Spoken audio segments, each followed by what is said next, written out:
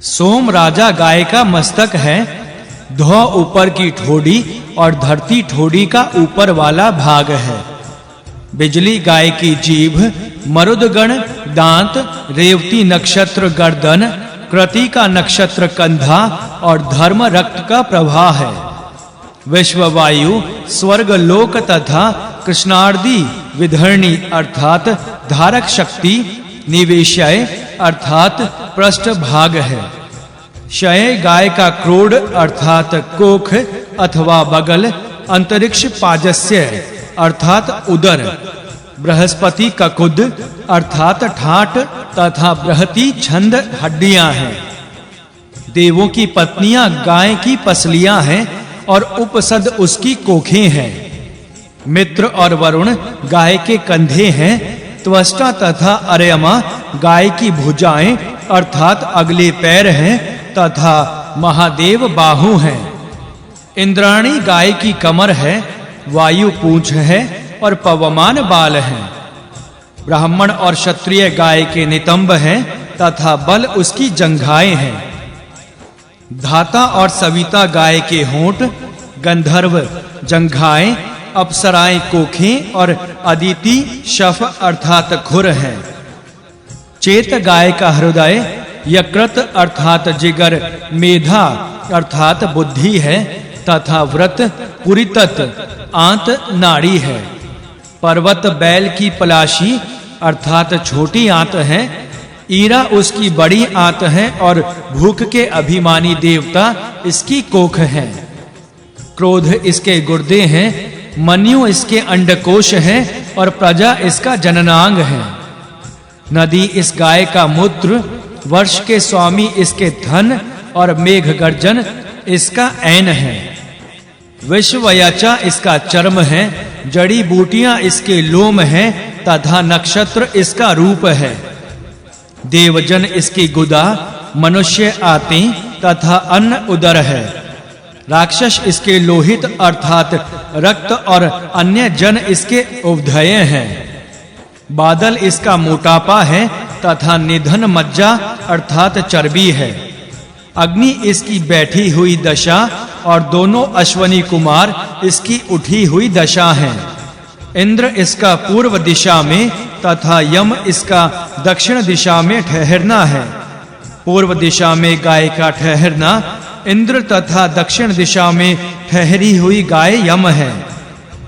पश्चिम दिशा में ठहरी हुई गाय और उत्तर दिशा में ठहरी हुई गाय सविता है।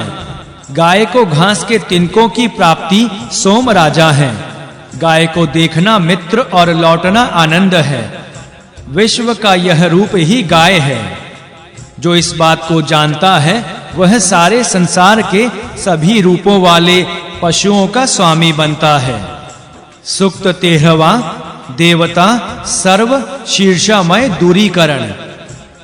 हम तेरे शरीर के रोगों अर्थात शीर्षोक्त, शीर्षामय और कर्णशूल तथा विलोहित को तुझसे दूर करते हैं। मैं तेरे कानों से तथा कानों के गड्ढों से कर्णशूल अर्थात कानों के दर्द को तथा विषलयक अर्थात विशेष कष्ट देने वाले को दूर करता हूँ। इस प्रकार मैं तेरे शीश संबंधी सभी रोगों को दूर करता हूँ। जिस सिर रोग के कारण यक्ष्मा रोग कानों और मुख से प्रकाश में आता है, हम तेरे उस सिर रोग को पूर्णतया बाहर निकालते हैं। जो रोग पुरुष को शक्तिहीन बनाता है और अंधा कर देता है, तेरे उन सभी शीश संबंधी रोगों को मैं तुझसे बाहर निकालता हूँ। अंग भेद, अंग ज्वर, विश्वांग्य एवं विषलयक ये सभी शीश संबंधी रोग हैं। हम इन्हें पूर्ण रूप से तुझसे दूर करते हैं। जिसका भयानक आवेश मनुष्य को कंपित कर देता है, शरद ऋतु में होने वाले उस ज्वर को हम तुझसे पूर्ण रूप से दूर करते हैं। जो गविनिका नाम की नाड़ियों में तथा जंघाओं में घूमता है, उस यक्ष्मा रोग को हम तेरे अंतरंग अंगों से बाहर निकालते हैं। हृदय की शक्ति कम करने वाला जो रोग काम के वश में होने अथवा ना होने से उत्पन्न होता है, उस कफ रोग को हम तेरे अंगों से बाहर निकालते हैं। हम तेरे अंगों से हरिमा अर्थात रक्तहीनता रोग को, तेरे उदर से अपवा अर्थात जलोदर रोग को तथा तेरी अंतर आत्मा से यक्ष्मा रोग को पूर्णतया बाहर निकालते हैं। बलास रोग नष्ट हो तथा मूत्र रोग समाप्त हो। सभी रोगों का विष यक्ष्मा रोग है, उसे मैं तुझसे दूर करता हूँ। कहा वाह नामक फड़फड़ाने वाला रोग तेरे पेट से बाहर निकल जाए। मैं सभी प्रकार के यक्ष्मा रोगों के विष को तुझसे बाहर करता हूँ। हम तेरे उदर से, क्लोम से, नाभि से और हृदय से यक्ष्मा रोग को बाहर निकालते हैं, जो सभी विषों का विष है। जो अंडकोशों को पीड़ित करने वाली एवं मस्तक का निर्माण करने वाली हड्डियां विकार रहित हैं, वे तेरे शरीर का त्याग ना करें। कीकस नाम की जो अस्थियां हृदय के ऊपरी और निचले भाग में फैली हुई हैं, वे रोग रहित अस्थियां हिंसा ना करती हुई तुम्हारे शरीर से बाहर ना जाएं। जो अस्थियां दोनों पसलियों की ओर जाती हैं तथा पीठ वाले भाग को सशक्त बनाती हैं, वे रोग रहित रहती हुई तुम्हारे शरीर का त्याग ना करें। जो अस्थियां तिरछी स्थित हैं एवं वंक्षणाओं अर्थात पेड़ों और जांघों के बीच के भाग से संबंधित हैं, वे तुम्हें हानि ना पहुंचाती हुई एवं निरोग रहती हुई तुम्हारे शरीर का त्याग ना करें। गुदा के पीछे फैली एवं आंतों को सहारा देने वाली जो अस्थियां हैं, वे रोग रहित रहती हुई तुम्हें हानि ना पहुंचाती हुई तुम्हारे शरीर का त्याग ना करें। जो अस्थियां गांठों का निर्माण करती हैं तथा जो मज्जा अर्थात चर्बी से स्निग्ध होती हैं, वे तुम्हें हानि ना पहुंचाती हुई और निरोग रहती हुई तुम्हारे शरीर का त्याग ना करें। मैंने तुझे वे सभी औषधियां बता दी हैं जो अंगों को स्वस्थ बनाती हैं एवं यक्ष्मा रोग को समाप्त करती हैं।